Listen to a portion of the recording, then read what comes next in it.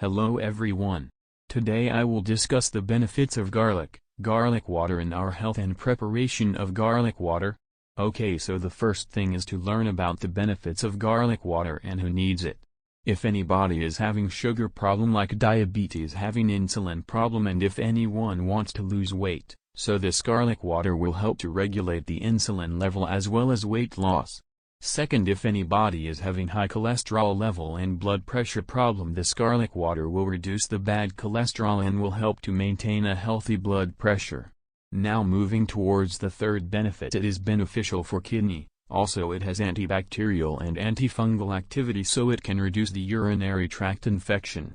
It is beneficial for the people having joints problem, like the garlic can reduce inflammation in the joints and can helpful in this condition.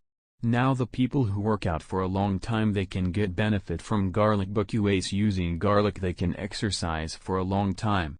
Some research shows benefits in sexual life as well.